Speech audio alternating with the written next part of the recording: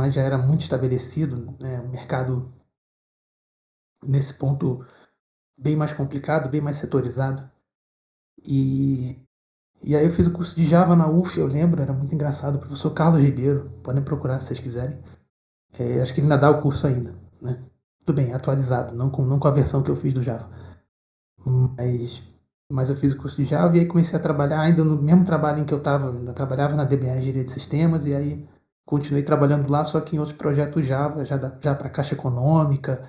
E daí em diante, enfim, já trabalhei em todos os tipos e tamanhos de empresa e com os mais diferentes projetos em Java. E nesse ponto é o que eu quero dar para vocês hoje. Um overview de como é que está o desenvolvimento Java hoje, um caminho, meio que uma trilha, né? Usando como base o roadmap.sh, que é um dos sites de referência de estudo, né? Porque a gente vê que está crescendo e é basicamente feito pela comunidade. O que eu vou fazer hoje com vocês? Eu vou entrar no roadmap.sh de Java e vou comentando pouco, ponto a ponto, e vou dando as minhas sugestões do que eu acho que poderia melhorar naquele roadmap, tá? Quem tiver dúvida, de novo, novamente, ponto braço, escreve no chat aí, tal, e a gente vai tocando assim. Tranquilo? Tranquilo, né? Beleza, eles não conseguem falar, Pedro, estão todo mundo mutado. Foi mal. Desculpa, gente, eu não me acostumo ainda. Enfim. É porque é um caos, né? Alguém anota as É, perguntas, por favor. Vai anotando. Vou pedir para um dos professores ir anotando e depois, quando o Pedro parar, aí só pega a listinha.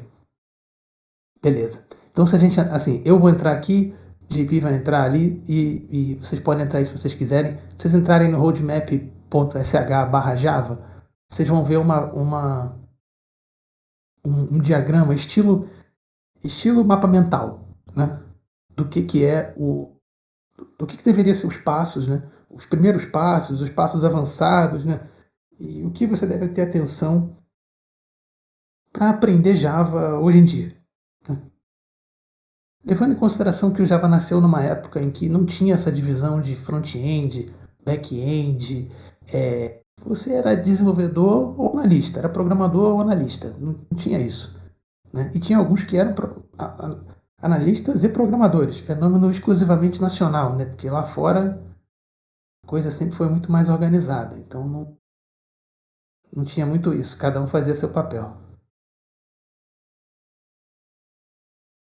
Bom, você vai transmitir aí, JP, ou eu transmito aqui? O que tu quer? O que você acha melhor? Eu tô transmitindo, mas por enquanto você pode transmitir. Tá, eu É vou que só um transmitir de cada aqui. vez, né? Eu não sei, acho que sim. Mas tudo bem, vamos ver qual é. Foi sem querer, mano. Eu sou muito burro. Pode compartilhar também. Tudo bem, cara, tá tranquilo, relaxa.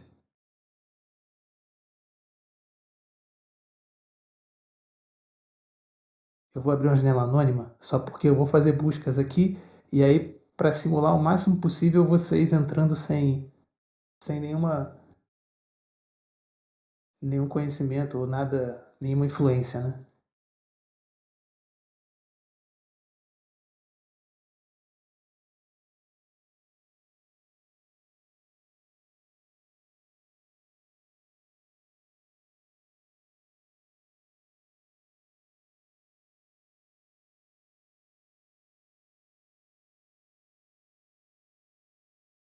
Então, assim, a gente está aqui ó, no roadmap, no Java Developer, né? No step by step, né? Para se tornar, o passo a passo para se tornar um desenvolvedor Java em 2023, né?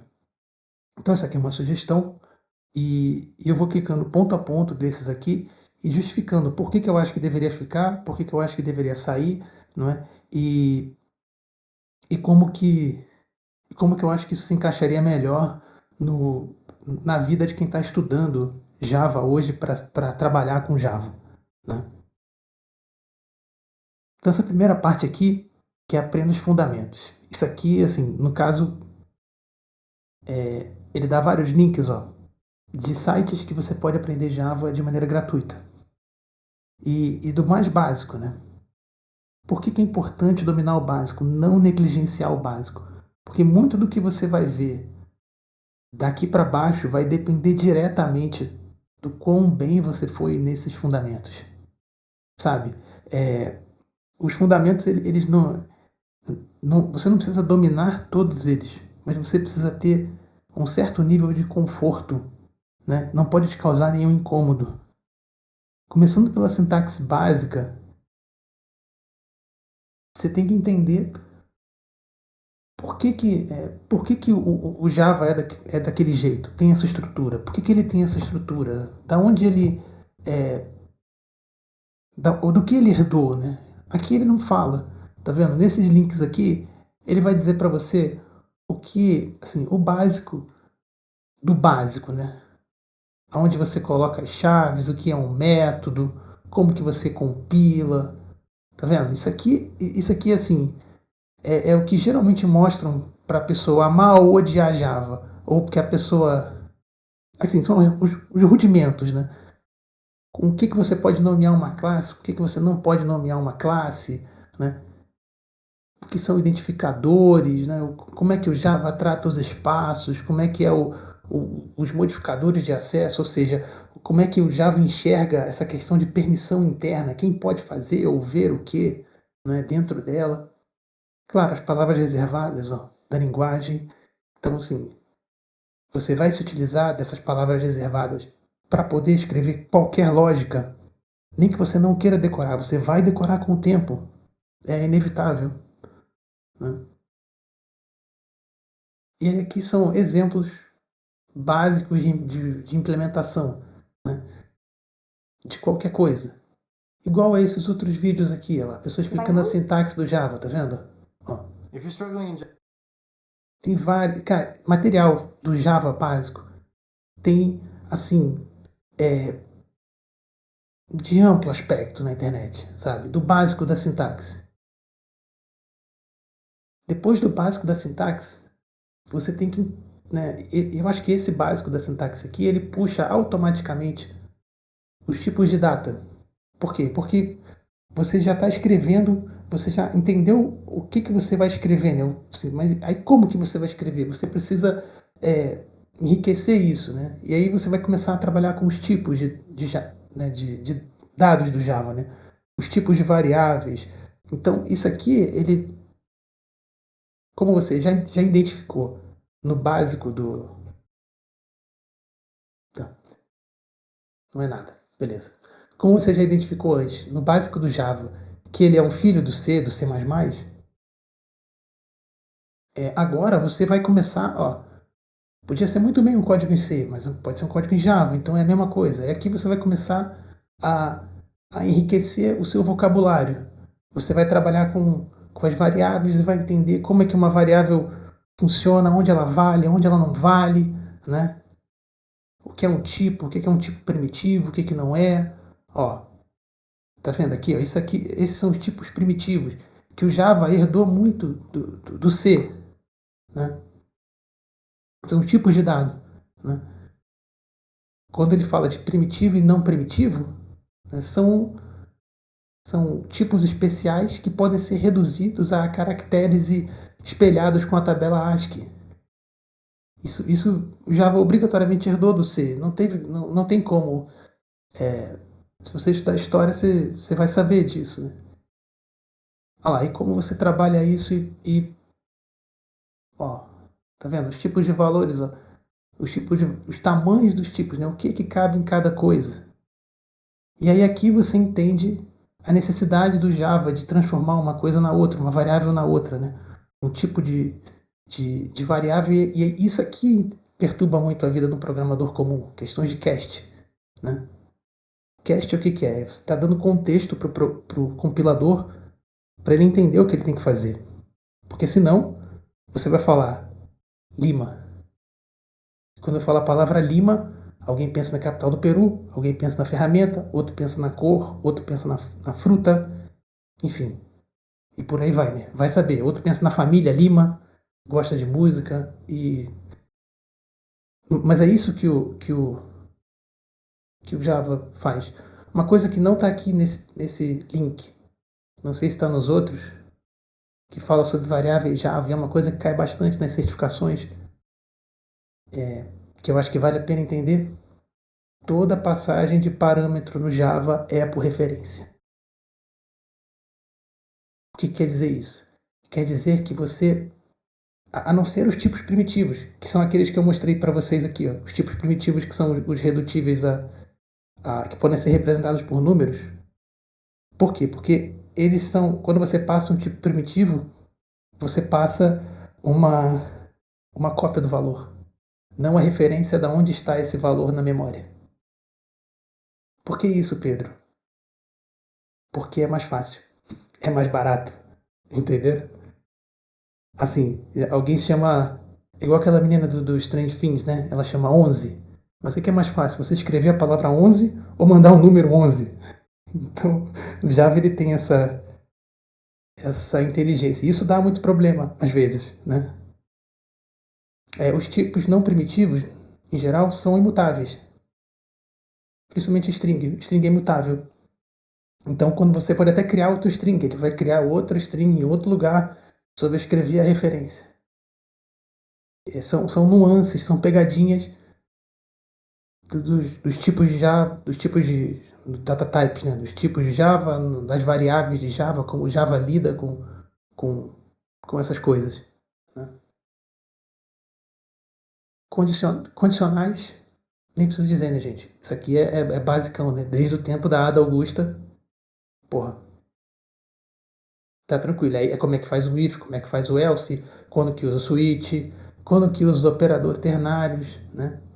Tem um aqui que ele não colocou, que vale a pena a gente colocar, o ponto no Java, chama-se operador de navegação. Por quê? Porque é com ele que você vai navegando entre as classes, entre as pastas, e, entendeu? Entre as coisas da linguagem. E funções, por quê? Porque o Java não é uma linguagem de função de primeira ordem, né? O tipo de chamada do Java e o tipo de chamada de invocação das funções está diretamente ligado ao fato do Java ter por si só um processador que é um software, que é a JVM, que processa todas as instruções dele. Então, essa questão das funções é muito importante você entender como é que elas funcionam, mas principalmente quando você for fazer as suas, você tem isso aqui em mente, que uma função é uma ação. É alguma coisa que o objeto faz, né? Alguma coisa que a classe tem que fazer. Então, como uma ação, ela tem que ser única, atômica, singular. Ela só pode ter uma razão para mudar. A razão de que mudou aquela ação. Entenderam? Não é nada assim absurdo. Se você colocar isso em mente de que um método ou uma função é para fazer uma coisa, só uma coisa, já ajuda muito. E claro, né? Aqui os links de referência, explicando o que é função, como é que, como é que uma função é chamada, no que compõe-se, né? A assinatura de uma função, que é o que ela pode ver, o que ela retorna, qual é o nome dela e o que ela recebe para fazer isso que ela faz. E aí, claro, entre chaves, todo o rock and roll que vai ocorrer no interim para ela resolver isso. Ah lá, ele fala, nomeando o padrão de nome de métodos, né, que são geralmente verbos no infinitivo, né, minúsculos, né, porque, enfim, e existem tipos de métodos também que são métodos pré-determinados. O Java tem isso também, principalmente com a atualização com as interfaces, com o default methods, né, que são interfaces que recebem, se ela não receber um comportamento, se ela não receber um jeito de fazer aquilo, ela já usa o jeito padrão que foi declarado acima. Isso faz parte do,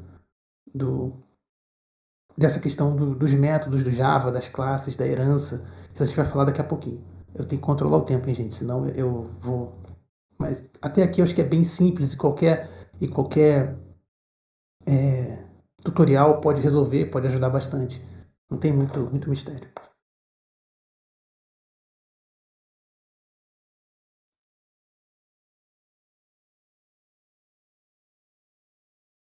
Antes de eu passar para esse outro lado aqui, deixa eu só dar uma olhada no chat.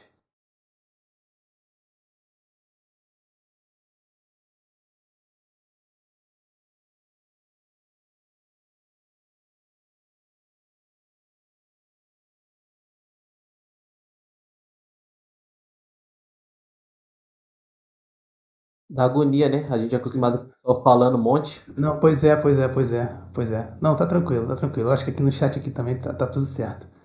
Acho que não, o pessoal tá viajando comigo. E é isso aí. Aí aqui já começa a ficar legal, sabe? Porque a questão dos loops é tal como a questão dos condicionais. Não tem muito mistério. É você entender como é que funciona, quando tem que usar um, quando tem que usar outro e usar. Porque não muda. Desde o tempo da Ada Augusta são os mesmos, né? Inclusive são os mesmos nomes, né? As mesmas palavras reservadas. Aí aqui já começa uma coisa um pouquinho mais interessante, que é como o Java captura as exceções. Então você tem, nesse ponto aqui, ó, são 3 tipos de exceção. Tá vendo? Você tem as exceções que são exceções checadas, que você consegue verificá-las assim em tempo de compilação. Ou seja, você consegue saber que vai dar ruim antes de dar ruim. É tipo carro com defeito. O carro com defeito você sabe que ele vai dar ruim. Pode não ser hoje, pode não ser amanhã e tal, mas dá ruim.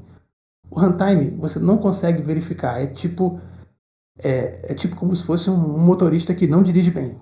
Quando o cara tira a carteira, ele não sabe que ele dirige bem. Então, sabe assim, ele não sabe, você não sabe se a pessoa dirige bem ou mal. O carro pode estar em perfeito estado ou não, mas assim depende do, né? A pessoa vai causar um acidente quando pegar para dirigir. Então, por isso que não dá para verificar, porque também ninguém tem bola de cristal, né? Por isso que são as exceções não verificadas. E erro é um erro assim, que é um negócio que é externo à execução do seu programa, né, do seu sistema e tal. Aí ele dá o exemplo aqui de out of memory. O que é out of memory? Acabou a memória. Você comeu tudo que você podia. Inclusive uma grandíssima cara de pau sua, né? Porque com o que a gente tem hoje, você consumir a memória é quase uma arte. Você entupir a memória toda. Nossa, tem 100 pessoas me ouvindo. Que legal. Nem achei que isso ia ser tão maneiro assim. Bom, então eu acho que aqui tá muito tranquilo da galera entender e tal. Aqui já começa a ficar bem mais interessante, por quê? Porque é estrutura de dados, cara. Aquelas mesmas coisas que todas as linguagens têm. E aí você vai entender como que o Java faz. Como é que o Java trata isso. Como é que ele observa. E se você for uma pessoa perspicaz, você vai ver que é muito parecido com C. É idêntico, praticamente igual, cara. No C, no C e no C++. E o que você tem que entender de estrutura de dados? Você tem que entender de array, de lista, de pilha e de fila. Sim, veja, lista, pilha e fila são as estruturas básicas de dados. Por que ele coloca o array aqui? Porque você tem que entender de matrizes, que no caso são arrays do lado de arrays multidimensionais que a gente chama. Mas Pedro, onde é que eu vou aprender isso? Cara, isso aí é básico também, sabe? Você pode achar, ó, esses links aqui são legais e tal, mas se você botar estrutura de dados em C, em C++ ou em Java, eles vão falar basicamente as mesmas coisas. E o que você tem que entender de estrutura de dados? É uma abstração. Você tem que imaginar quando você fala de uma árvore e olha uma árvore, você tem que ver um grafo ali, nos galhos da árvore, no tronco e tal, sabe? Quando fala de fila, você tem que na hora sacar. Você não pode ficar na dúvida se é LIFO ou se é FIFO. O que é LIFO e FIFO? Se o primeiro que entra é o primeiro que sai, ou se o primeiro que entra é o último que sai. Sabe? Isso tem que ser automático, isso vem com o tempo. Igual as outras coisas. Não se desesperem, mas não ignorem. Deem bastante atenção para a estrutura de dados, porque isso aqui vai definir se o teu sistema vai rodar bem performático ou não. Orientação a objeto, classes, interfaces. Isso aqui é a alma do OO. Isso aqui é aplicável para o Java e para qualquer outra linguagem, sabe? Por quê?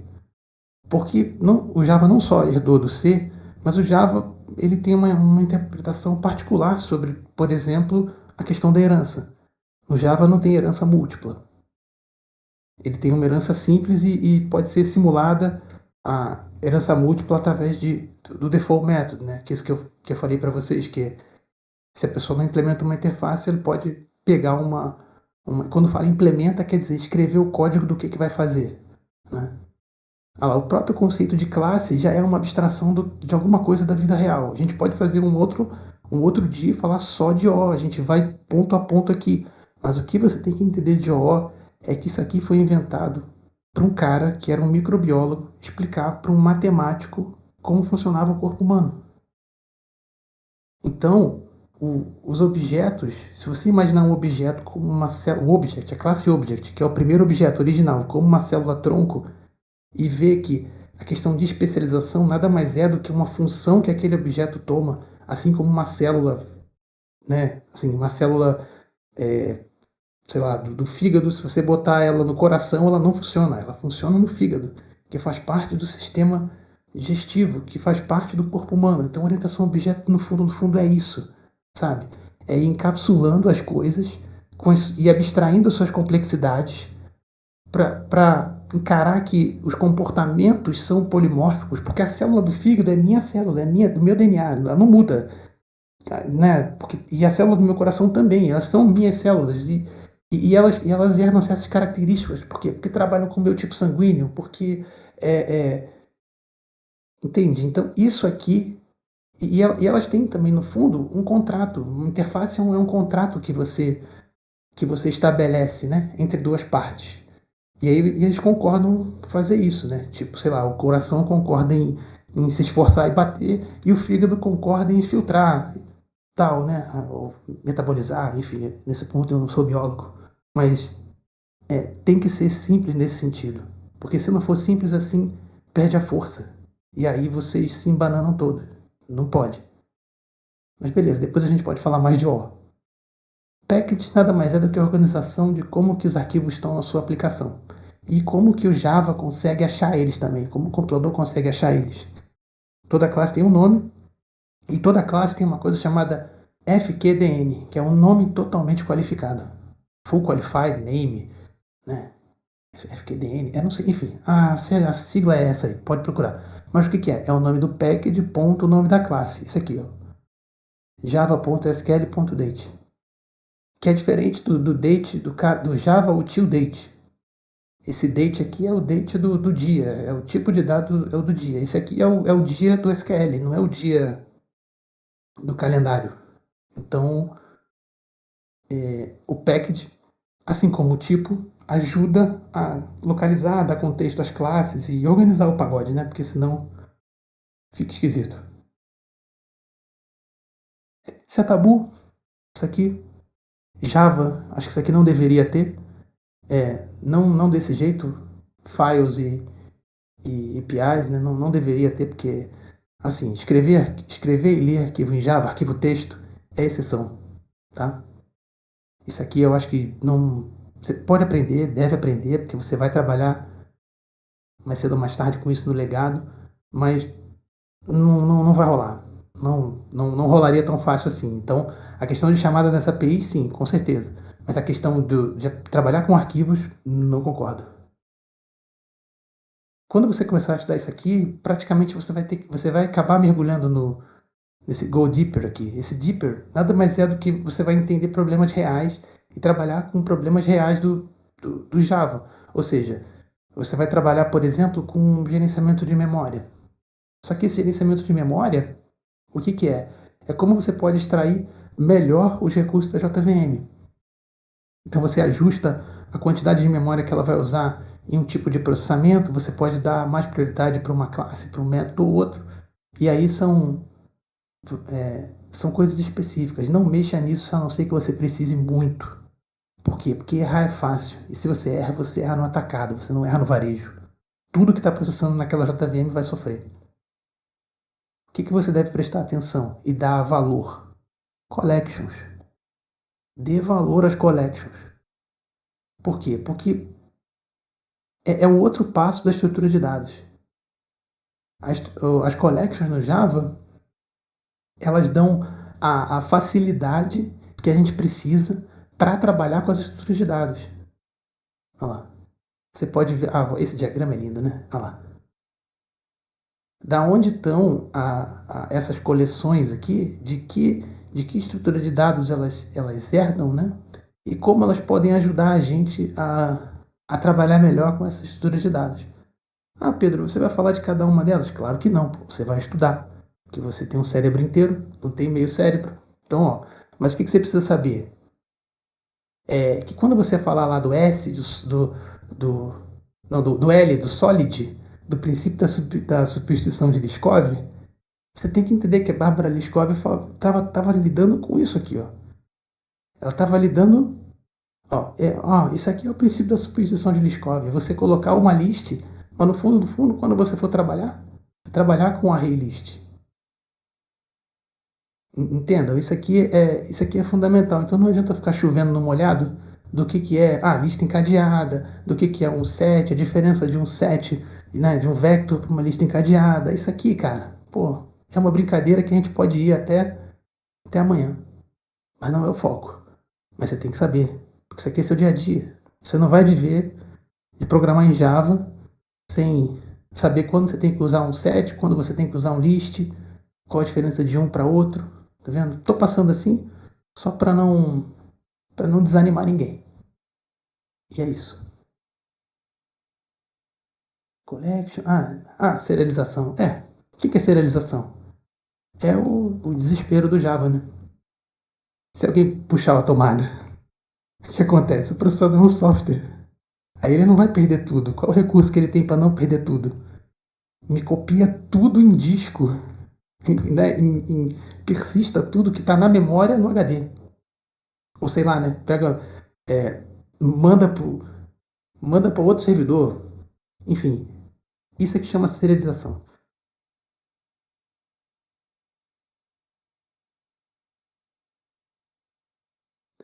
Você tem que saber isso? 100%? Não, tem que saber que existe. Porque isso é de uma outra era do Java. Mas você tem que entender que alguns recursos, principalmente legados do Java, dependem de serialização e desserialização de informação. Como, por exemplo, as chamadas antigas dos EJBs e tal. No final, ele gera um arquivo texto, né, que os protocolos de baixo nível conseguem lidar. Network e socket. É como Java entende e lida com redes. Como ele trata. É engraçado que o Java ele nasceu de uma empresa chamada Sun Microsystem, né? E era uma empresa basicamente que vendia servidores. Então o Java já nasceu se importando muito com a questão de redes. Quando metade desses padrões de rede que existem hoje, que são amplamente utilizados, não estavam nem estabelecidos. Era só um estudo ainda. Então, o que ele fala aqui? A concepção de rede do Java, como é que ele lida com a camada do TCP, como é que ele lida com o protocolo TCP/IP, o que pode, o que não pode, e como deve ou não deve ser feita essa questão de comunicação. Tá vendo? Isso é fundamental, Pedro? Não, não é fundamental, a não ser que você vá trabalhar com uma coisa específica do Java, que é equipamentos embarcados, segurança. Aí você tem que comer isso aqui com farinha. Se não, não precisa, vai só igual a serialização, vê que existe, né? Entende e não precisa dar muita atenção. Hoje, o que está em voga com a programação funcional e o processamento paralelo, distribuído e tal? Streaming. Não é o streaming do Netflix, é o streaming do pacote streaming de vou enviando informaçõezinhas devagar para alguém. E como que eu consigo coordenar essas informações sendo enviadas aos poucos. E isso foi, claro, né, implementado a partir do Java 8. Né? E como é que isso mudou o Java? O streaming, na minha concepção, mudou tanto o Java quanto o Generics. O que é o Generics? Generics já era uma função que já tinha no C++, em outras linguagens, e que no Java era um pedido antigo da comunidade. O Generics veio primeiro, depois veio o Streams. O Generics veio no Java 5 e o Streaming veio no Java 8. O Generics nada mais é do que você conseguir fazer em tempo de execução, né, a transformação dinâmica de um tipo de classe no outro. Você tratar uma classe já pré-combinada que vai ser, né, nesse caso aqui, ó, nesse código. Esse T aqui é o generics. Então todo a classe que for referenciada aqui vai receber esse mesmo tratamento, essa mesma implementação. Então isso dinamiza a linguagem. O streaming é uma forma de você pegar essa informação que pode ser gerada pelo generics ou não, mas mandar de maneira não pausada, mas de maneira a... Bom, fugiu a palavra. Não, de você lidar com a informação de uma maneira mais funcional. Eu acho que essa é a coisa. E você não contar com operações já pré-determinadas, né? Então aqui você consegue ver no streaming que, independente do generic que sabe qual é o tipo de dado que vem, o streaming ele sabe só o tipo de coisas que ele pode fazer com aquilo, e não propriamente o tipo de informação que vem, né? Mesmo que Java seja fortemente tipado e você tenha né, tem a opção, hoje até você tem a opção de não colocar o tipo e o compilador inferir, mas no caso aqui ele trata tudo que vem dessa maneira, né? Submetendo ao filtro, né? Transformando em coleção, mostrando na tela. Então é uma abordagem diferente. A gente tem trabalham de maneira comum juntos, mas não tem uma relação direta, né? E o que vai te levar a isso? Vai te levar a isso a entender como é que a JVM trabalha, como é que ela lida com os packages, né? Com a arquitetura dela, como é que funciona. Como é que funciona o garbage collector, quer dizer, quando você abandona alguma variável, alguma referência, como é que ele vai se entender na memória, né? Threads. É importante saber trabalhar com threads? Não é importante saber trabalhar com threads. É importante você saber que existe. Você pode cair numa situação em que você vai precisar, mas na minha opinião é igual o serialization, é igual o network e o socket, sabe? São coisas que você vai procurar estudar se precisar, dependendo do seu contexto que você vai cair. Até aqui, cara, você está nivelado com todo mundo. Você não tem nenhum diferencial. O único diferencial seu é o quão bem você se aplicou e entendeu cada coisa dessa daqui. Por isso que vale a pena gastar metade do tempo nisso, cara? Vale. Vale porque numa prova de uma seleção de emprego, o cara vai falar disso aqui. Ele vai te dar uma prova para você tratar de estrutura de dados, vai perguntar de OO, sabe? Ele vai perguntar quiçá de garbage collector e tal, mas é nisso aqui que você vai ser diferente dos outros. Porque daqui para baixo, cara, é o hype. Daqui para baixo, todo mundo vai fazer videozinho, vai escrever artigozinho e tal. Pode até saber fazer, mas se você não souber os fundamentos, isso aqui tudo para baixo vai ficar muito mais difícil, muito. Até aqui tá todo mundo tranquilo? Quer dizer, não vou perguntar isso, mas enfim, deixa eu olhar aqui no chat. Podem estar me xingando já, ou não.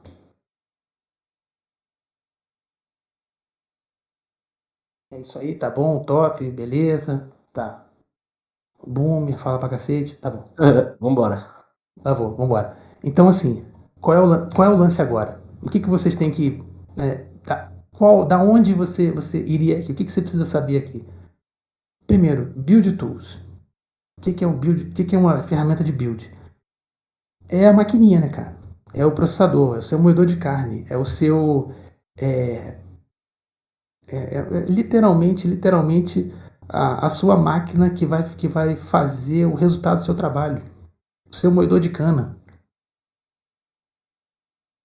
E aí você tem esse build tools aqui, ele tecnicamente, entre aspas, resolve tudo para você. Porque ele é um mecanismo que resolve dependências, né, diretas e indiretas. ele sabe a versão que você tem que compilar o código, ele sabe onde o código vai sair, ele sabe, sem isso hoje você não trabalha de maneira séria com Java, sem sair do Hello World. Ele bota aqui Gradle, Maven e Ent. Qual daqui eu desprezaria e qual que eu colocaria diferente? Primeiro que eu tiraria o Ent. Por quê? Porque isso aqui é o legado do legado. Se você pegar um projeto com Ent hoje, você tá ferrado. É melhor você largar e fazer outra coisa. Qual a diferença dele? Ele é um arquivo XML em que ele simplesmente você tem que escrever passo a passo de tudo. Estava procurando um exemplo aqui, mas eu não sei se vai ter. Vou procurar aqui. Tem que ver a foto aqui para vocês verem que coisa horrível. Ah lá, é isso aqui, ó. É isso aqui. É basicamente um arquivo XML em que você tem que descrever tudo que você vai fazer, aonde está cada coisa, e ele tem as tasks com as coisas que ele faz. Ou seja, horrível. Horrível, já teve seu tempo, já passou. O que você vai escolher agora para estudar? Ou Maven ou Gradle. Por quê? E qual que eu escolheria? Eu escolheria o Maven. Por quê? Porque ele é mais amplamente usado.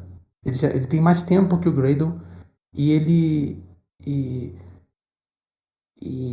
assim, usar ele não necessariamente você precisa também, você pode, ele tem mais plugins, né? Ele é mais aberto a customizações no caso do que o Gradle. Ambos são baseados em convenções, né? Da onde está o arquivo, o arquivo do seu o arquivo de link do seu repositório, o arquivo dos fontes do seu sistema, aonde ele pode até deployar para você, cara. Ele pode rodar vários plugins para fazer várias coisas em cada tempo, né, da aplicação. O Maven faz isso e o Gradle faz isso. Qual a diferença dos dois? Além do Maven ser mais aberto para customização, o Maven teoricamente consome mais recursos. Por quê? Porque ele executa todas as fases. Quando você chama uma fase lá de baixo, ele trabalha por fases, né? Então ele primeiro resolve as dependências, compila, roda os testes, compila, verifica, empacota, né? O Gradle, se você chamar só compila, ele não vai buscar as dependências de novo, ele vai só compilar. Empacota, ele vai só empacotar, ele não vai nem recompilar nada, sabe? Então tem gente que gosta do Maven, tem gente que gosta do Gradle. Eu prefiro o Maven, mas só por uma questão de costume. E tem um terceiro que vocês podem estudar, que é o Eve. Evil, Ivy, enfim, não sei, esse aqui, deixa eu botar o nome aqui. Meu Deus, não, pera aí. Apache Eve, mesma coisa, tá vendo? Resolve as dependências, também é da Apache. E também é um build tool, bem menos usado que seus outros 3 concorrentes. Tem mais? Tem muito mais, cara. Tem o Bamboo, tem o Jenks, né, que não são build tools, mas são build tools integrados a esteiras, né? Então isso aí já é um outro papo, mas assim, o build tools, obrigatoriamente ele tem que resolver dependência, ele tem que trabalhar na geração dos artefatos, né, rodar os testes unitários, ele tem que fazer isso tudo. Então procure estudar essa categoria que é importante. Aqui, Web Frameworks. Aqui eu já mudaria também. Vocês estão vendo a minha tela ou estou vendo a tela do Jeep? Não dá para compartilhar uma por vez, só a sua só. Não. Tranquilo. Não, era só para saber. Só. Então, Frameworks Web. Cara, aqui eu já trocaria mais da metade dessas coisas aqui. Primeiro, daqui eu já faria uma divisão clara entre frameworks orientado a componente e orientado a ação. Ponto. Orientado a componente. Aí nisso você vai estudar o JSF, o Java Server Faces. Né? Por quê? Porque é a implementação padrão, o mercado durante muito tempo foi resistente, mas mérito do Ed Burns conseguiu botar para frente essa parte e é uma parte de desenvolvimento web do Java que não está citado aqui por pura sem vergonhice, do pessoal, né? Ou porque tem muita coisa escrita em JSF, né? JSF e JSP. Ah, mas você tem que dominar? Não, você não tem que dominar, você tem que saber que existe. Por quê? Porque o JSP ele veio antes do JSF e ele serve para um modelo MVC, que é orientado à ação. Em que você pega lá, monta um modelo, preenche esse modelo, manda para o back-end numa cacetada só, o back-end resolve e devolve para você, entendeu? É tipo ação, vai lá e faz. Me dá, resolve, lista e tal. O, o JSF, não. É o que vocês estão mais acostumados a pensar como se fosse hoje, né? No React, no Angular. Porque cada componente que está ali tem um ciclo de vida. Cada pedacinho da tela pode fazer uma coisa completamente diferente do outro e tá tudo certo, sabe? Então aqui eu dividiria nessas três partes, que é o MVC, orientado a componentes e o próprio microserviço.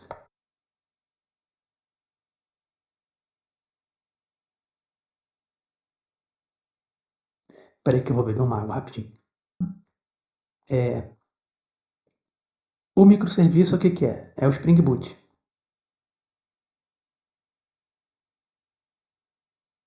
É o Spring Boot, é o Quarkus, enfim, é o Micronaut, é o Elidon, são esses frameworks que já tem essa preocupação, né? E aí também tem um outro tipo de discussão, né? Porque dentro deles mesmo eles podem ser orientados a componente, orientados a evento e tal, tem um MVC lá dentro ou não. E isso aí também já é uma outra discussão. Mas esse Play Framework aqui, você não precisa. Não precisa, isso não é padrão. Isso aqui é fruto de lobby, só pode. Não vi uma empresa séria usando a porcaria. Mas tudo bem, né? Tudo bem, tá aí. E eu tô aí pra criticar mesmo. Spark, a mesma coisa. Isso aqui é uma adaptação, né? Veio do Kotlin, veio do Ruby e tal. Mas tem seu nicho, é muito nichado. O que é amplamente utilizado hoje no legado são esses dois que eu falei e infelizmente o Struts também ainda é muito usado. Struts 2, né?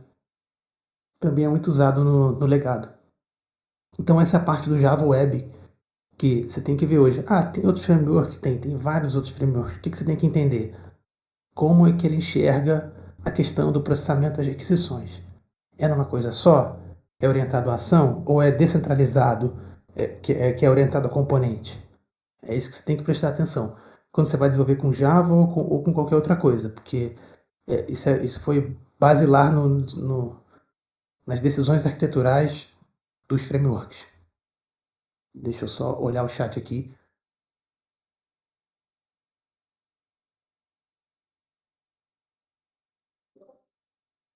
Tá, Collection está na parte básica, é isso. De Java Core.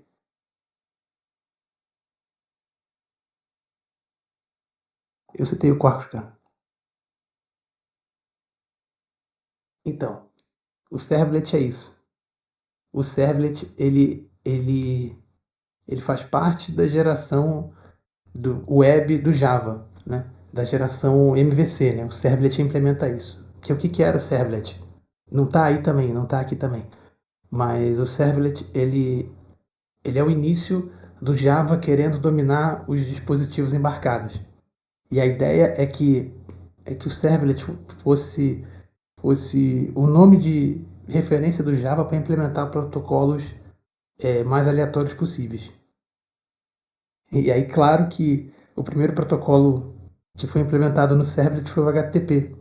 E só ele, basicamente. Nunca mais nenhum. Deu tão certo, né, que o HTTP Servlet baseou muitos dos desenvolvimentos e ainda baseia muitos desenvolvimentos hoje, né? O que ele é? Ele não chegou a fazer o torradeira Servlet, não chegou a fazer o lâmpada Servlet, ficou só no HTTP Servlet, no protocolo web. E aí ele trata cada método, como do GET, do POST, do PET, sabe assim, os métodos HTTP, ele recebe e trata cada um de um jeito específico. Ele recebe o request, trata e compõe o response e responde, né? Então, o servlet trabalha em conjunto com o JSP.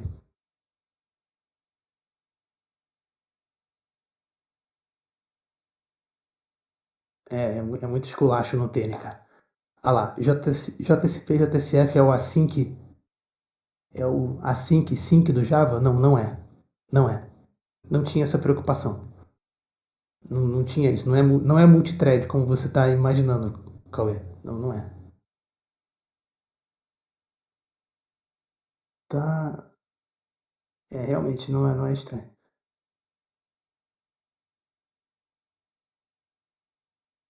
Bom, existe. Tudo bem. Eu vou chegar no final e aí eu vou contar a história da divisão do Java e de por que dividiu o.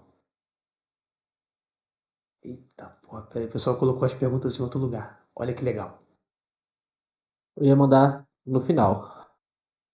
Mas no final, beleza, é melhor deixar pro final? Eu posso deixar pro final. Não sei o que a galera acha melhor, né? Eu acho que é melhor deixar pro final. Que aí já Não, mata logo esse tranquilo. word map. Beleza, beleza. Tô quase chegando no final, porque daqui pra baixo é mais rápido, entendeu? Uhum. Explicar um por um. Ó, aí desce aqui, ORM. Não estude o ORM antes de estudar log. Vai pro login primeiro. Por quê? Porque o log é mais fundamental. Aliás, esse log devia estar em cima aqui, ó. Devia ser no Go Deeper. Porque se você não log o que você está fazendo, desculpa, você tem que fazer outra coisa. Você vai acabar matando alguém, né? E aqui ele dá exemplos de implementações de referência de log. TinyLog é o menos usado de todos. É o menos usado de todos. Mas também é porque ele é feito para Android e para o Java. Então, assim, não dá para você abraçar o mundo. E ele é o mais novo também, né? Qual que é o padrão? O padrão é o, o esse que é o SLF for Java, que é basicamente uma das implementações de referência da API Login do Java, e o Log4j e o Logback. O Log4j e o Logback são, né, esses três são as três principais APIs de log do Java. Trabalham de maneira muito parecida, não tem muita diferença. O mais extensível deles é o Log4j. Por quê? Porque ele chega no nível de ele te mandar o log por e-mail, se você quiser, sabe? Então, assim, o Logback também é legal, né? Ele também é um dos mais usados, né? Mas você tá vendo? A ideia dele era acabar com o Log4j e tal, o predecessor do Log4j, mas aí a galera vai lá e atualiza, faz Log4j 2, então assim, é bom ter outra API. Então por isso que eu falei que funciona de maneira muito parecida, todas elas. Você tem que saber isso aqui, tem que saber as diferenças de nível de log, é importante na tua aplicação. Aí depois você desce e vai começar a trabalhar com banco de dados. E é importante você saber é importante saber no banco de dados. A diferença do que é o RM e do que é JDBC. JDBC é o Java Database. É o Java Database, não tem mistério, cara. É a implementação básica de interação do Java com o banco de dados. O que você precisa? Você precisa saber qual é o banco que você vai trabalhar e qual é o melhor drive, o drive mais alinhado para o que você quer fazer. E se tem aquele drive, né, qual é a melhor implementação em Java para fazer. Ah, Pedro, mas por que ainda tem muita gente que usa isso? Tem, pô, relacional, banco de dados relacional, os DBAs mais chatos, que querem ter mais controle do banco, querem fazer. Porra, eles tudo vão usar JDBC, eles não vão tolerar essa molezinha de query autogerada muito mais verborrática, com um custo muito mais absurdo, né, de caro na execução e consumo dos recursos do banco. Não, você vai ter que usar a query na mão, escrita direitinho e tal. E por que você vai fazer isso? Porque tem o JDBC, por isso que você consegue fazer isso. E as implementações para facilitar? JDBC Template, que é porque você não precisa ficar reescrevendo o SQL, ele já tem toda uma capa, uma cobertura, você passa os nomes dos parâmetros e, porra, resolve, entendeu? E o JDB, DBI3, que também assim, é mais novo do que o JDBC Template, mas faz a mesma coisa e trabalha com Lambda, com a interface com a sintaxe, né? Parecida com aquele do Lambda, você ponto, ponto, ponto, ponto, quando você vê tem um prédio de ponto, assim, né? Um monte de, enfim. E a galera fala de Hadouken de if, aí tem um prédio de sintaxe Lambda. Mas é isso aqui. E aí tem aquela galera que não quer se preocupar com isso, que é a galera que curte o ORM. O que é o ORM? O ORM é um mapeamento objeto relacional. O que é efetivamente isso? A gente tem um problema, uma grande diferença de visão entre a orientação objeto e os bancos de dados. O objeto, ele não conhece os objetos filhos. Ele olha só de baixo para cima. Por quê? Porque quando você chama um objeto, ele vai chamando super, super, super, ou seja, ele vai delegando a responsabilidade do processamento até o object e depois desce. Né? Mas ele já fez aqui, ele só consegue chamar de olhar de baixo para cima. Ele conhece quem é o pai, mas não conhece quem são os filhos. O banco de dados é exatamente o oposto. Por quê? Porque você pega as suas chaves, né, os seus identificadores, e distribui para suas tabelas filhas. Não tem chave estrangeira, FK? É isso. O banco de dados ele olha de cima para baixo. E aí como é que você vai juntar alguém que olha de baixo para cima com alguém que olha de cima para baixo? Só se você construir uma camada de abstração, ou seja, um tipo de uma camada de diplomacia ali das estruturas, né? Que é exatamente isso, um mapeamento objeto relacional, que visa acabar com esse gap. De modo que ele tem, nas suas diferentes implementações, primeiro surgiu o Hibernate, tá? O Hibernate, ele lançou esse conceito e depois virou especificação da JPA, né? JPA é o nome da especificação. Aí o Spring vai lá e implementa do jeito dele. Mas o que é esse mapeamento objeto relacional? Você simplesmente descreve na tabela tal é o objeto campo tal. Na relação tal é a relação tal nos objetos. Por quê? Porque do ponto de vista de OO, você só tem duas relações. Ou é ou tem. Nenhuma outra relação existe em O. Ou você é muitos ou tem muitos. Ou você é um ou tem um. E o banco de dados, você não tem essas relações. Você consegue simular essas relações no banco de dados relacional. Por quê? Porque a preocupação do banco de dados é só manter a informação íntegra. E a nossa informação, a nossa preocupação é o quê? Representar isso de uma maneira mais próxima possível do diagrama de classes. Então cada um vai ter um jeito de fazer, tá? O Spring Data, JPA e o Hibernate são quase iguais, tá? Não tem praticamente diferença quase nenhuma. O EBIN, esse aqui, é novo, assim, novo, né? Novo. Em comparação com os outros dois, né? Foi o último a chegar, né? E não dá não tem todos os recursos que os outros dois têm. Então, cara, não inventa história. Ou Hibernate ou Spring Data JPA. Beleza? Isso aqui é só para dizer que tem, acho que nem deveria estar aqui essa porcaria. E agora a gente chega no final, né? Que é a parte de teste. Porra, só isso aqui também já ia ser uma outra no final desse diagrama, tá? Porque daqui a pouco eu vou responder o que vocês falaram enfim, posso entrar aqui em outros diagramas para mostrar exemplos e tal, é outra história. Mas no que o Java ele vem investindo nos últimos anos, e eu acho que é um movimento muito prudente, é melhorar como que a gente testa e a qualidade dos testes. Ou seja, escrever menos e testar mais. Ter mais recursos para testar outras coisas. Eita, foi mal, bati no microfone. Então, quais são esses packages, essas iniciativas? O que eu acho que você deveria saber? Primeiro, JUnit. Porque são os testes unitários. É teste de aceitação. Aceitação não. É o teste básico para você, assim, se aceitar e se ver como um programador. O que é esse teste unitário? Cara, o teste unitário, sabe quando você pega a caneta de ponta, assim, você fica apertando várias vezes a ponta da caneta, tipo, só para ver se entra e sai, e que faz aquele barulhinho irritante da porra? Então é aquilo. É aquilo, cara, é o teste unitário. Você imagina você pegar a caneta para comprar, ou sei lá, chegar no jornaleiro para comprar um isqueiro, que seja, você pegar e o isqueiro não risca. Porra, o teste unitário é isso, é o mais básico. E quanto mais tiver, melhor. As ferramentas de implementação, a ferramenta de implementação padrão do Java é o JUnit. Tanto na versão 4 quanto na versão 5. Ah, Pedro, teste NG é legal? Sim, é legal, né? É um framework de teste bom também. Foi escrito pelo próprio... Eu acho que foi o próprio... Não, Martin Fowler foi o JUnit. Martin Fowler não, desculpa, Kent Beck. Kent Beck escreveu o JUnit.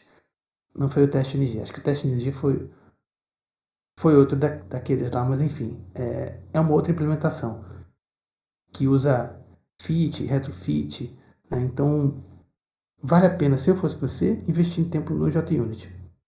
Você vai ver poucas coisas com o teste NG.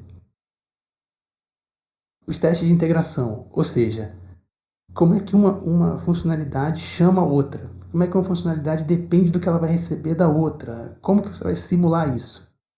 E aqui eu já vejo um problema, tá? JMeter não é para estar aqui. JMeter não é para teste de integração. JMeter é para teste de carga. É para métrica, é performance. Não é para estar aí, tá? Testes de integração, já vi muitos serem feitos com o próprio GBehave, com o próprio Cucumber. Porque nesse ponto, o comportamento da aplicação é a própria integração. Então fica uma zona cinza entre os testes de integração e o teste de comportamento. Mas por que você vai... Aí você vai perguntar, por que isso, Pedro? Não, porque no fundo, os resultados são basicamente o mesmo. É você testar de ponta a ponta a coisa.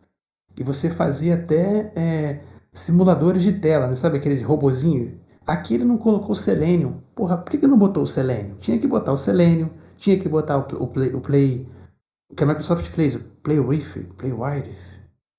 Deixa eu procurar aqui, peraí.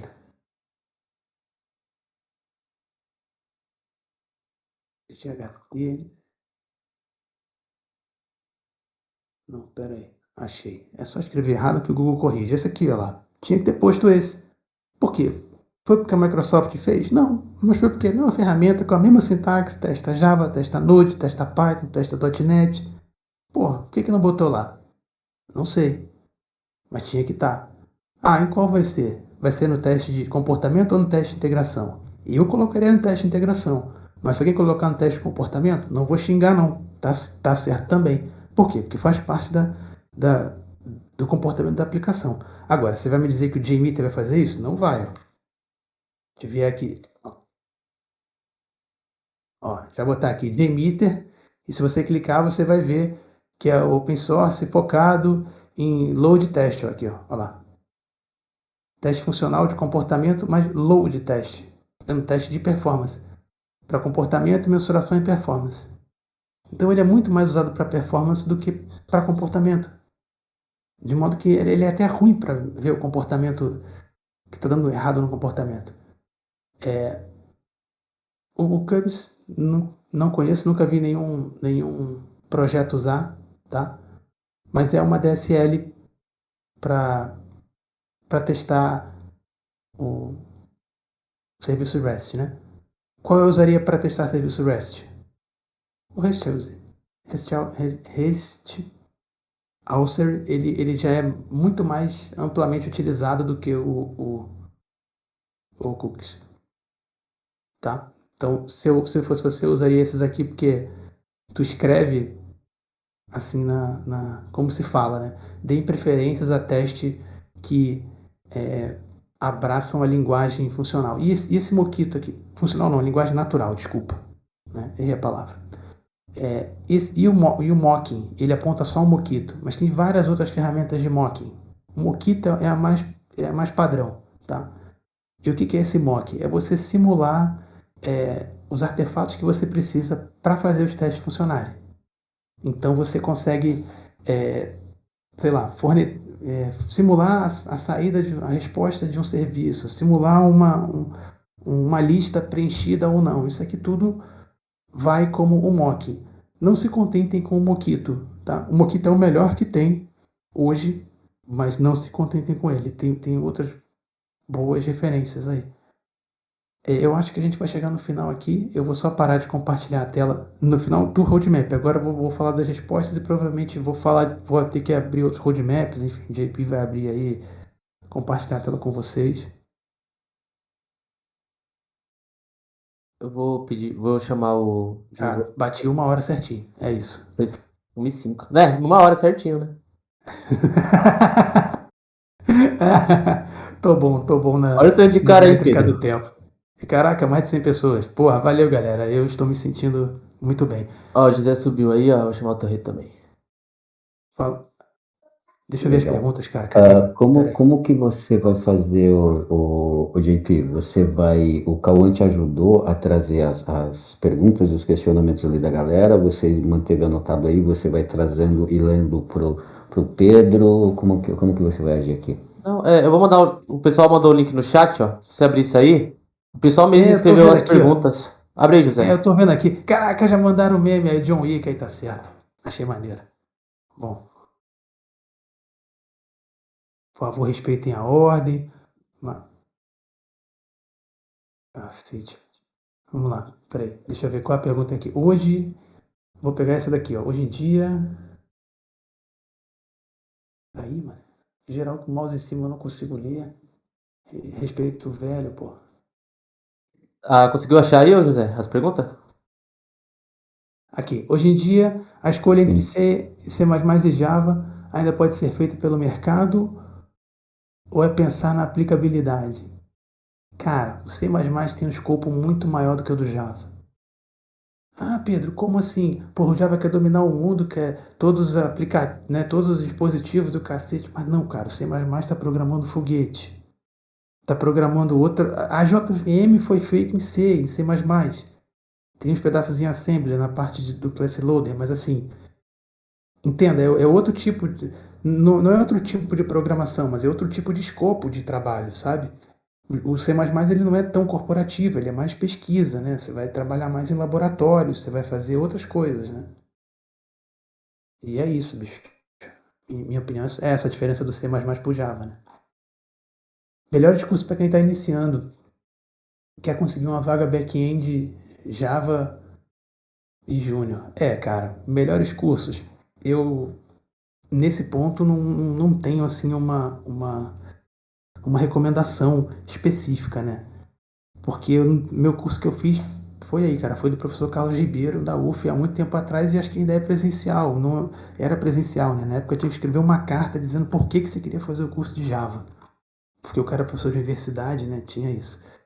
Mas, cara, o canal do Guanabara é bem maneiro. Os cursos do professor Nery também são maneiros, sabe? No YouTube.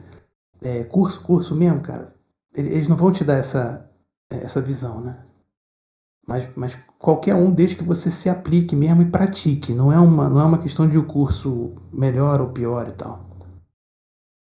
Pergunta 3, olha lá. Pergunta 3. É recomendável ficar um tempo se aprofundando em relacionamento entre classe, associação, composição, agregação, antes de começar a aprender herança? É legal você estudar esses conceitos, né? Mas não se prenda a isso para começar a programar.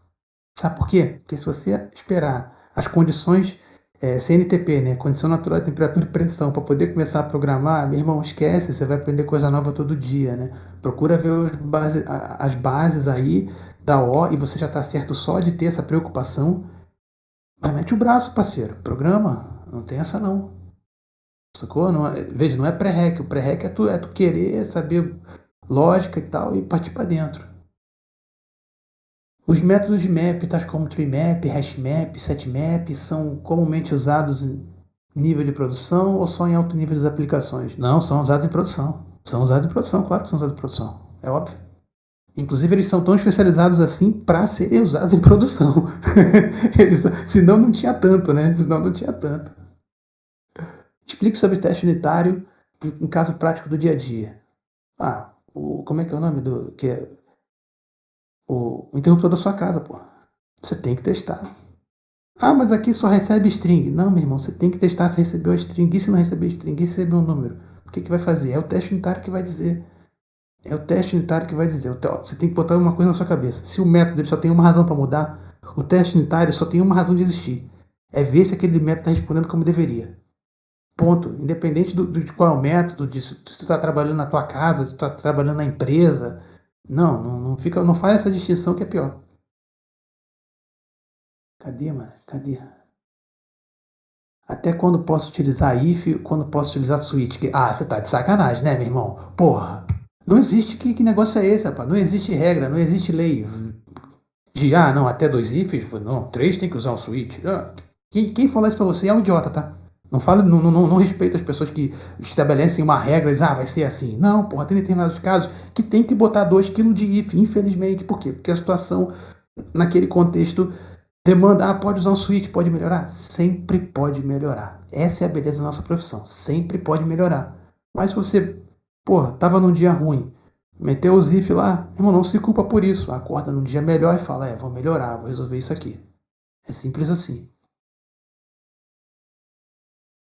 Onde encontro desafio para treinar? Para treinar lógica, né? Para treinar PO, lógica e PO em Java. Cara, procura os bootcamps. Procura os programas de inclusão das empresas, no GitHub mesmo, sabe? As empresas têm várias programas de inclusão de treinamento também, sabe? E vale a pena procurar. Depois, se vocês quiserem, a gente monta um cenário de exercício aí para vocês e só para incentivar a criatividade de vocês, porque como vocês estão começando, às vezes vocês não têm criatividade para inventar um cenário. Aí quando vocês perceberem que tudo pode ser literalmente um cenário, aí vai ficar mais fácil. E que não tem, né? Não tem regra exata para isso aqui tá certo e outro aqui não tá, sabe assim? É o que é melhor para usar em cada momento. O que estudar depois de DSA, OS compiladores? Talvez tentando criar uma base sólida em computação. Cara, você já está com, assim, dessas perguntas, já mostra que você tem, se não uma base sólida, uma preocupação sólida para montar essa base. Então, assim, ajuda a estudar compiladores? Ajuda. Ajuda a estudar arquitetura de computação? Ajuda, porque você vai entender vai entender não só o básico, mas por debaixo dos panos e o teu processo de avaliação de um log, por exemplo, vai ser melhor. Porque você vai olhar a coisa com foco mais amplo, né? Talvez considerando muitas coisas que um mero programador, né, simples não iria considerar. E é aí que você vai ganhar dinheiro, que você vai ser um diferencial, sabe? Então, assim, essa base sólida estude os clássicos, estude bem o primeiro e o segundo período do que você esteja fazendo, do curso que você esteja fazendo, dê uma atenção legal para isso. Java NIO ainda se usa, em 2003 se usa, mas usa mais o NIO 2.0, tá? Para trabalhar com Java, mas ainda usa assim. O NIO 2.0 é não bloqueante, né? O NIO é bloqueante, então... Pô, os caras começaram a colocar minha foto já, mano. Já botou? Pois é, o Não, já pessoal te botaram ama. lá, mano. Não, É que cara é eu foda, nem tô mano. olhando, eu tô olhando só uma pergunta aqui. Se eu ficar olhando, aí eu entro na Ignora. pilha. Qual a sua opinião de previsão para o mercado de Java nos próximos 5 a 10 anos? Muito bem, obrigado, neguinho. Vai ser maravilhoso. E provavelmente nós ainda seremos a maior remuneração média corporativa. Pedro, por que você está falando isso? Simplesmente porque ainda falta muita gente para programar em Java. Todas as empresas têm. Qual a linguagem que falta mais? Falta mais COBOL. Mas por quê? Porque tem muito mais código COBOL do que gente querendo programar em COBOL. Né? Mas por que a tendência é acabar? Porque tudo que existe em COBOL tá tendo um esforço, ou já teve, ou vai ter um esforço para se reescrever. Você acha que eles vão reescrever em quê? Em qual linguagem você acha que eles vão reescrever? Em qual linguagem que já está falando com COBOL há 20 anos? Fácil, passando book para lá e book para cá. O Java mesmo, é isso. Então por isso que na minha visão o cenário para os próximos 5, 10 anos é tão tranquilo quanto foi o cenário nos últimos 5 anos. Quer dizer, tranquilo não, porque né, a Java vai empurrar a Oracle vai empurrar o Java no mercado corporativo, assim, igual a Microsoft empurrou a vida inteira o .NET, né? E a IBM também, no caso, né, na versão dela do Java.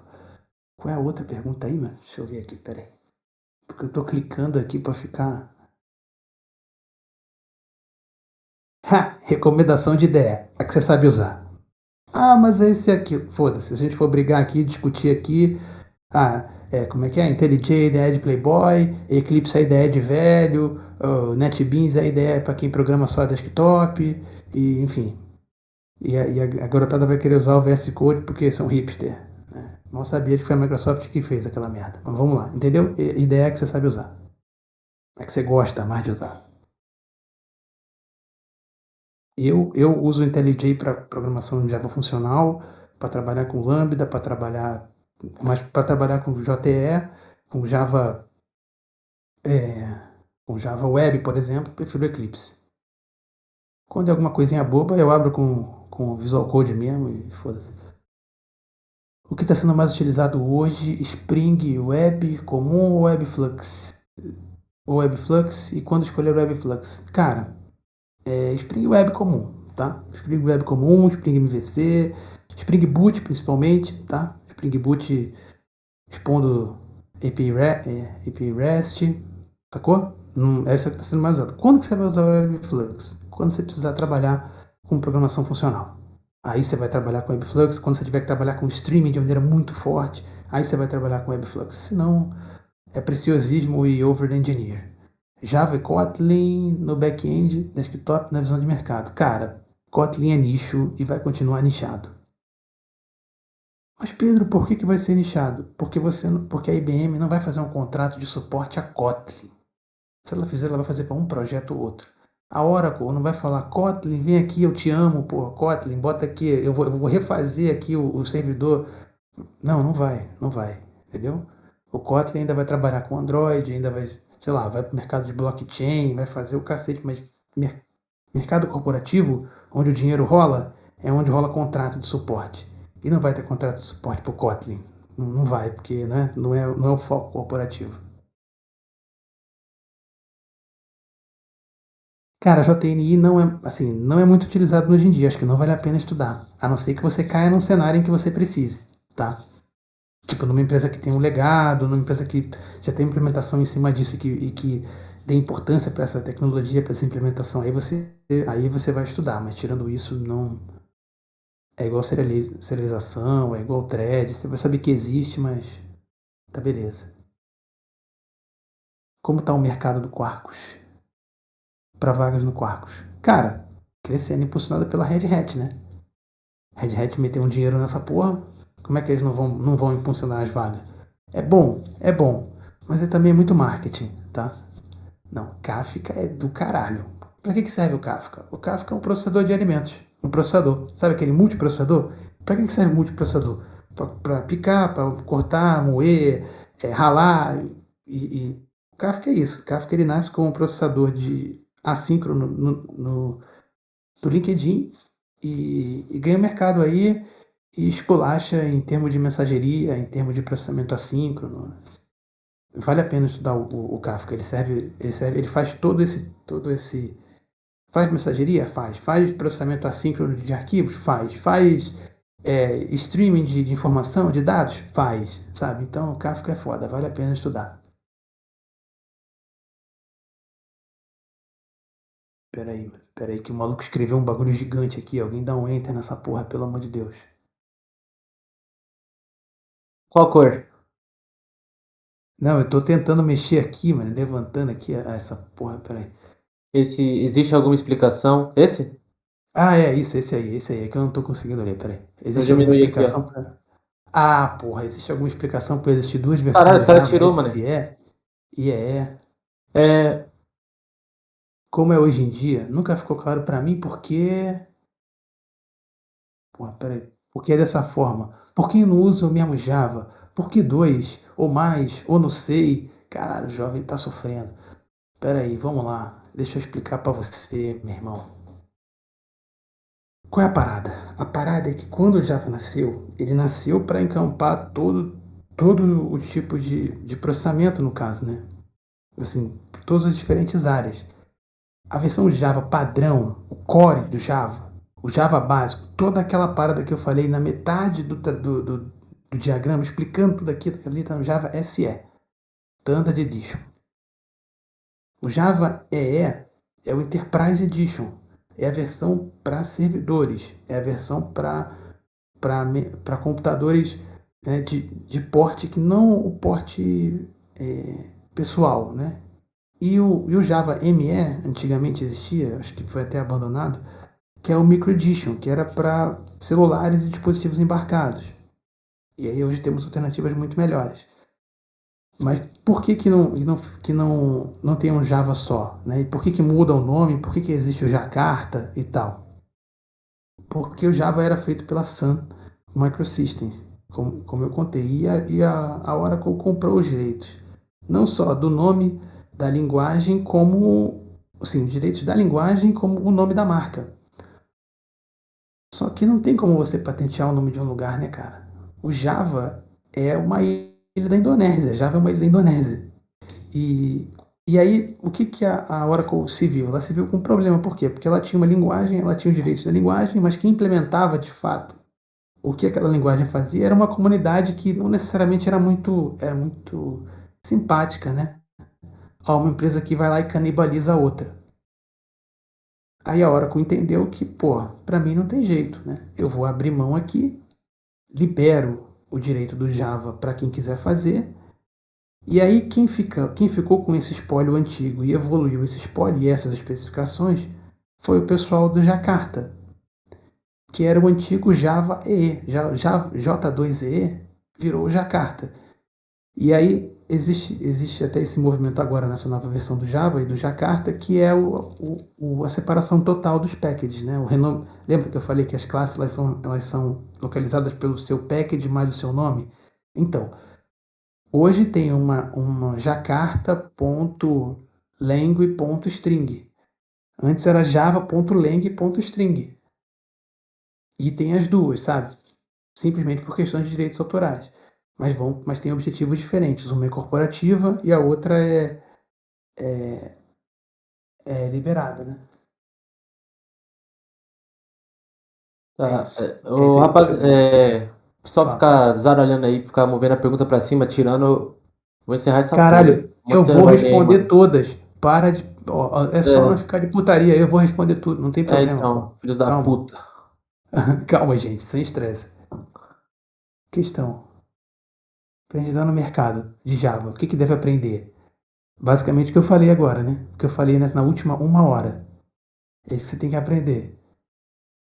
O quanto você deve aprender? O quanto você se sentir confortável para responder uma prova. Para não ter medo de responder um formulário e fazer uma provinha de avaliação. Porque se você tem medo disso, cara, não vai. Não vai, porque você vai fazer, vai passar, vai fazer e vai tomar bomba. E é normal, a vida é isso. Compensa estudar Kotlin ao invés de Java? Será que Java tem muita vida? Será que Java tem muita vida? Porra! Tu vai morrer, o Java vai estar aí, tá? E o Kotlin eu não sei. Mas vale a pena estudar Kotlin, mas eu não deixaria de estudar Java, tá? Então, o meme não é mais com PHP, com Java? Ainda bem, então. Então, pois é. Não, mas aí vai comparar. É porque o PHP é o concurso, né? O PHP não tem jeito. Porra. Tá bom pra área, tá bom júnior em Java? Cara, porra, tá bom pra qualquer linguagem em Java, né, cara? O que tá ruim é de júnior, né? Querendo trabalhar. E com disposição para se qualificar o suficiente, né? Também. Teste. Não é melhor fazer teste de integração de uma vez, ao invés de testar unitário? Uma coisa grande, uma coisa não exclui a outra? Não, claro que não, né? Claro que não, né, porra? Então você vai chegar pro eletricista e falar, então, porra, não teste os interruptores não, porque tu vai fazer o quadro de luz. Porra, que ideia, que ideia. É exatamente o contrário, porra. Se você tiver que dispensar alguma coisa, dispensa os testes de integração, mas os unitários não, porra. É mole? Embora a serialização seja uma parte importante do Java, existem várias abordagens de bibliotecas diferentes para lidar com isso. Qual a melhor delas? A melhor delas é não lidar. Não lide com serialização, você não precisa. Principalmente hoje, com o Java voltado para cloud, né, para web, como é que você vai serializar em cima de um container, mano? Vai buscar onde? Não tem acesso a isso, cara. Arquivo disco, não, brother, não dependa de serialização. É isso que. Essa é a dica. Qual é o impacto exato do Garbage Collector no desempenho de um aplicativo Java? Caralho, boa pergunta. Diversos impactos. Ah, Pedro, mas por que você está falando isso? Por quê? Porque, cara, o processador do Java sendo um software, você há de convir comigo que ele tem que ser 10 vezes mais cuidadoso com o que ele vai jogar fora, o que ele vai manter na memória, com o que ele vai processar primeiro ou não. O que você precisa entender do Garbage Collector? Ele é customizável para o que você precisa. Você pode customizar ele para passar. Você não tem nunca certeza do quando e como do quando ele vai passar e como exatamente ele vai tirar gerenciar a memória. Mas o que você pode ver? O Garbage Collector, por exemplo, hoje ele tem 4 versões. Na última versão do Java, você pode estruturar ele de 4 jeitos diferentes e ainda afinar com os parâmetros. Então, assim, tem toda uma área de estudo com isso. Se você quiser, procura o Bruno Borges no Twitter, que é o principal de JVM da Microsoft. A gente já teve altos debates sobre essas porra, mas, assim, tem toda uma disciplina de estudo. Mas o Garbage Collector ele é customizável ao ponto de que antes a galera sacaneava o Java porque é pesado, e agora a gente está pau a pau, até ganhando do C e do C++ em determinados benchmarks aí. Tá? Tava pensando em começar um projeto pessoal no sistema de reserva de hotel, mas depois de ver o vídeo do Mano Dev, fiquei pensativo. Vale a pena ou é legal procurar algo como um projeto social para aplicar? Cara, sistema de reserva de hotel já tem uma porrada aí, mano. Projeto social tem um monte de gente precisando, né?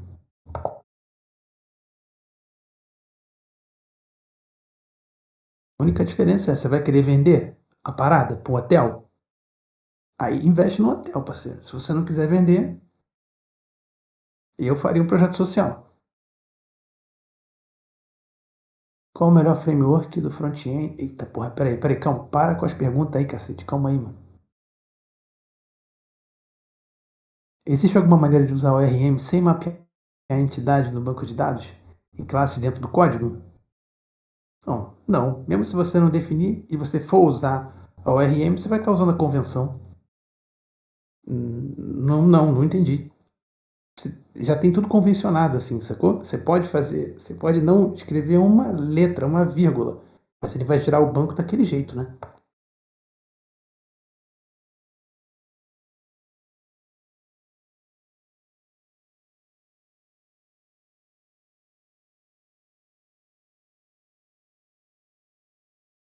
Não vai não, cara. Não quer usar o ORM, não usa.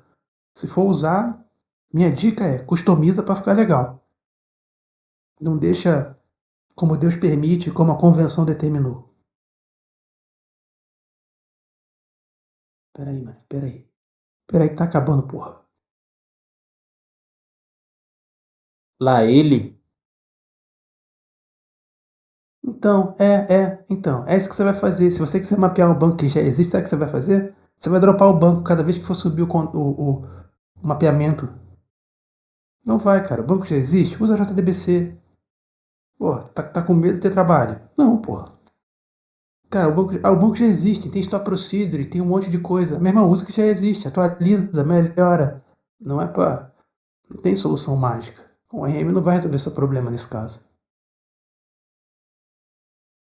Qual é o melhor front-end pro Java? Igual a melhor ideia. A que você sabe usar. Porra, vai chamar a API e vai resolver? Se foda se é Angular, se é React, se é... Sacou? Não faz distinção nenhuma. Kotlin ou Java para desenvolvimento mobile nativo? Porra, mobile nativo é Kotlin, né, parceiro? O Kotlin ele foi até customizado para isso, né, no caso. Java Desktop, ainda vale a pena estudar? Vale, porra, vale. Se você for trabalhar com PDV, frente de loja, se tiver um sistema que... Mas aí você vai trabalhar com Swing, você vai trabalhar provavelmente com NetBeans, que é a melhor ideia para trabalhar com Java Desktop. E em nichos muito específicos, o Java Desktop, né, funciona bem. Mas você nunca vai chegar aos pés de um Delphi para frente de loja, para PDV, você nunca vai chegar, né, nos pés do que foi feito e está naquele mercado estabelecido há muito tempo. Como você vê a modernização do Java 21? Cara, a melhor coisa possível. Porque uma linguagem que não evolui é igual um sistema que não ganha manutenção. Está fadado a morrer. Então, essas implementações do Java 21 estão cada vez no sentido. E as novas, né, as novas especificações e tal, elas vão cada vez no sentido de quê? De customizar mais a JDK, de aumentar a performance da JVM, trazer mais facilidades sintáticas para o Java, né? Então, em vez da melhor forma possível, sabe? As atualizações e qualquer atualização que vier, no caso, nesse sentido, por quê? Porque já entrou no trilho de release, a comunidade aprovou, tem toda aquela porra daquela política lá para ver se entra, se não entra e tal, né? Naquela versão. E é isso, cara, é isso. Né? Para que serve o Spring? Para simplificar o desenvolvimento que era foda em AJB, AJB3, AJB2. O Spring introduziu um conceito de inversão de controle e injeção de dependência no Java que mudou o paradigma do desenvolvimento Java e influenciou muita gente durante muito tempo também. Ainda vai influenciar muita gente. Cheguei no finalzinho, mano, a aula vai ser gravada. Não sei se foi gravada, enfim. Aí tu vê aí. E qual a relação da linguagem de Java com a linguagem de back-end? PHP, C Sharp, linguagem, qual é a relação? Porra, a relação que é igual a nossa relação com os argentinos, porra, ele lá e eu aqui, qual é o problema? Nossa relação, porra, que pergunta é essa, velho? Referente ao Garbage Collector, foi uma notícia que eu já viria... Ah, peraí, cara, peraí, olha o que o maluco escreveu lá, olha lá, referente ao Garbage Collector, por conta do que vemos as notícias que o Java iria acabar. Ainda é um problema. O Java iria acabar? O Java iria acabar. Você viu errado, bicho. Você viu errado. Tá muito difícil do Java acabar.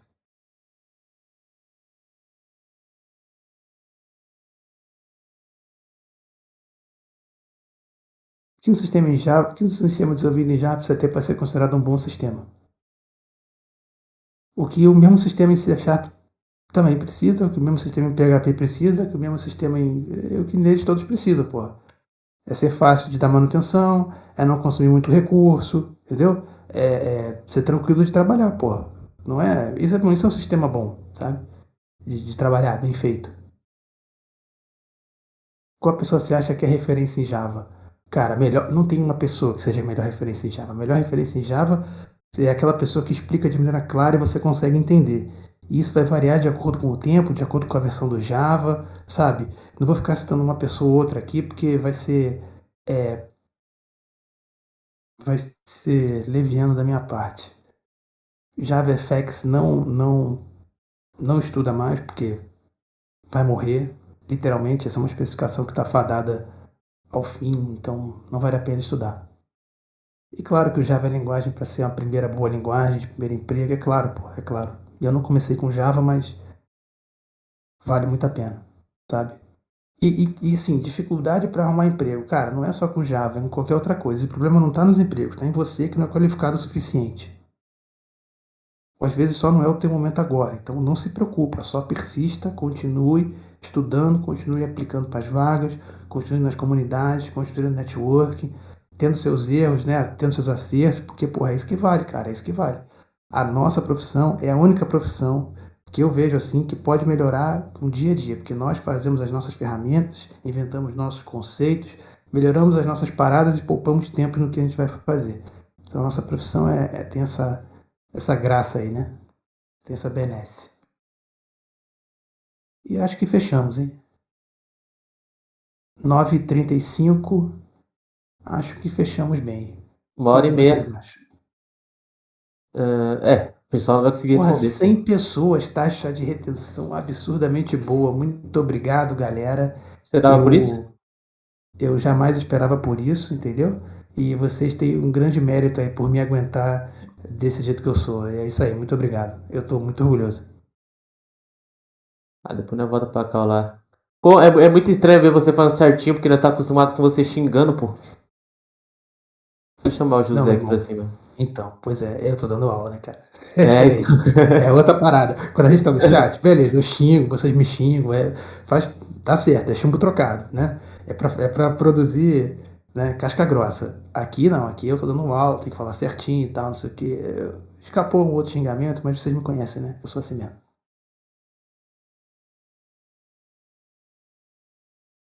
E é José isso, olha lá. Silva. Mickey gravou, olha lá. Legal, Mickey e o legal. Lucas gravou. Os caras falaram que vai postar no YouTube e ganhar dinheiro em cima dos seus vídeos. Ah, tá bom. Ganha, ganha aí. Me paga a cerveja depois se quiser. Ô Pedrão, valeu, cara. Foi uma aula boa pra caramba. Eu queria só fazer uma perguntinha que eu acho que ali ah, a galera fez bastante perguntas, supriu assim a dúvida de muita gente, mas eu tenho uns lances curiosos e algumas curiosidades minhas que talvez pode ser de bastante gente também. A gente tem 100 pessoas, então tem gente de vários níveis, várias linguagens, várias experiências. É que assim, o que eu queria entender, e você pudesse falar um pouquinho, mesmo que resumido, assim, e se eu errar o nome do jovem senhor, né, que foi Ah, lá e fica à criou, né? vontade, vai lá, Mas, brother, por porra. exemplo, a gente sabe que a proposta é Gosling, né, o nome É do criador James do Gosling. James isso. Gosling. Uhum. Pode Ele, procurar ele que ele teve, parece o Papai Noel, né? ele teve essa proposta, né, de trazer uma linguagem de alto nível inspirado numa linguagem muito de baixo nível. E em cima disso, e você puder explicar por cima também o que seria, para quem não sabe, o que seria uma linguagem de baixo nível e uma linguagem de alto nível, mas assim, tendo essa visão, essa linguagem de baixo nível como inspiração, você acha que eu tenho alguma dificuldade? O Java em si, ele é mais difícil de aprender? É uma sintaxe complexa? Eu tenho uma curva de aprendizado relativamente baixa, alta? Como que é esse negócio no Java? Então, assim, primeiro, linguagem de baixo nível, linguagem de alto nível. Quanto mais próximo me corrija se eu estiver errado, né, por favor. Quanto mais próximo da linguagem de máquina, mais baixo nível é considerada a linguagem. E mais difícil é programar, porque o intuito de programar é fazer uma tradução entre o que o computador entende e o que a gente, ser humano, entende, né? E aí, nesse ponto, a ideia, né, é que a gente consiga fazer cada vez mais uma tradução mais detalhada e mais simples para um ser humano e mais correta, né, de maneira instrucional, vamos dizer assim, né, para o computador. Esse é o ideal, né, da linguagem. Então, quanto mais a linguagem se aproxima da linguagem natural do ser humano, que é essa que a gente tá, que é essa que eu estou tendo com vocês aqui, mais alto nível é considerada essa linguagem, né? E pelo nosso paradigma computacional, todo compilador ele é feito numa linguagem de mais baixo nível. É tipo o cara fazendo uma escada. Ele não consegue fazer uma escada e botar o degrau da escada acima do degrau que ele tá. Porra, ele tá no degrau e ele bota o próximo degrau da escada acima, né? Aí ele sobe pro próximo degrau né? E vai botando degrau atrás de degrau. Por que da pergunta, né, do nosso querido professor Ayrton? É, por quê? Porque as pessoas reclamam da curva de aprendizado do Java e dessa ideia do vovozinho aí, do Papai Noel, do James Gosling, de fazer a JVM. Essa coisa de processador enquanto software não é nova, tá, gente? Essa ideia, se você for procurar, tá lá no arquitetura de sistemas, lá no C++, a galera, pô, isso já é assim, já era linguagem comum entre a galera que programava na década de 70, 80, sabe? Já estavam nesse debate da orientação a objeto na década de 80, assim, isso já existia, já era uma matéria. Mas por que o Java nasceu de fato? Ele nasceu na Sun para os engenheiros de computação da Sun conseguirem programar os servidores que eram fabricados pela Sun. Então o Java ele nunca nasceu com uma ideia corporativa do tipo vou vender isso aqui e ganhar dinheiro em cima do royalty. Não nasceu com isso. Não, eu vou fazer essa ferramenta aqui para ajudar a gerenciar os servidores e sistemas que eu fabrico. O meu dinheiro vem da onde? Vem das licenças, do suporte dos sistemas e dos servidores.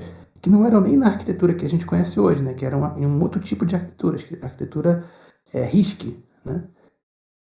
Então, daí só o esforço dele produzir uma linguagem, pegar o compilador em C, pegar os trechos lá em assembly e tal, e escrever um processador software e um compilador para uma linguagem de mais alto nível para rodar em cima desse processador em software, já é um esforço, louvável, extremamente louvável, né? E aí tem a questão da curva de aprendizado. Por quê? Porque todo mundo já sabia C. Aprender C, todo mundo aprende no primeiro período da faculdade, é C. Só que aí você tem que... Aí o Java não. O Java ele abraça o paradigma da orientação a objeto. Ele abraça questões de arquitetura de dados e questão de tratamento de memória de maneira... Né, até na própria implementação dele da orientação a objeto, de maneira muito mais fechada e restrita que o próprio C e C++, que é o C orientado a objeto, né, que era o C orientado a objeto. Então você fala, mas não tem herança múltipla no Java. Não, mas foi uma decisão e existe um porquê dessa decisão, né? Para não gerar o problema do diamante da morte, em que numa herança múltipla a chance de dar errado em tempo de execução é muito maior do que... E eles não tinham recurso suficiente para prevenir isso na época. Então já foi pensado para proibir esse tipo, né? Hoje é o contrário. Hoje a gente tem recursos para simular herança múltipla. Na época eles fizeram a linguagem com um design para prevenir. Então assim, por que tem essa ideia de que a curva de aprendizado do Java é alta, é grande, Java é verborrático? Apesar dele hoje ser muito menos verborrático do que foi no início, na versão 1.4, 1.3, até no Java 5 e tal. Depois do Java 8 para frente, ele vem ficando cada vez melhor sintaticamente falando, né? Mas por que tem essa preocupação hoje? Porque o Java hoje é da comunidade, ele não é de uma empresa específica. Os direitos são da Sun, mas você pode programar usando Jakarta, e as especificações, para você rodar essa versão do Java, você precisa fazer isso. Você pega a especificação e implementa do jeito que você quiser. Então a Microsoft tem o servidor dela, a IBM tem o dela, o cara lá o Jack Ma, lá, o cara lá do Alibaba tem o dele, e é isso aí, maluco. Cada um tem que fazer o seu mesmo, sabe? Porque quanto mais, melhor. Mais vaga vai ter. Mas você entendeu o lance de por que essa curva de aprendizado, teoricamente, disse ser mais complicada? Porque além de aprender a sintaxe tipo C, e além de aprender o OR, você ainda tem que aprender como que o Java implementou aquilo de uma maneira um pouquinho mais restritiva, e por que são essas premissas, né? Quais são essas premissas? Por isso desse mito. Mas é um mito, tá? Porque hoje o Java é tão mais adotado que o C++ em termos corporativos, tá? E que o C, que hoje basicamente as implementações do Java são quase que referência em OR. Eu vou trazer a visão de baixo nível da linguagem, por exemplo, comparado com Go, Java e coisa assim.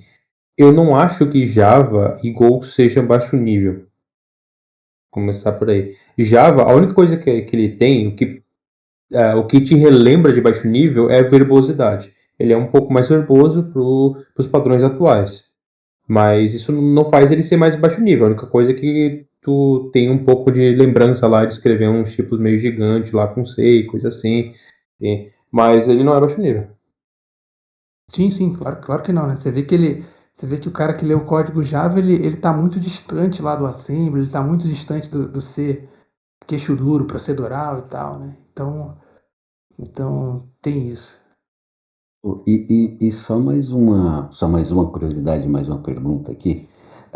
A gente viu ali bastante gente falando que tá entrando na área ou quer começar a aprender Java e essa coisa toda, né? Por onde eu começo? O que eu faço? O que eu aprendo?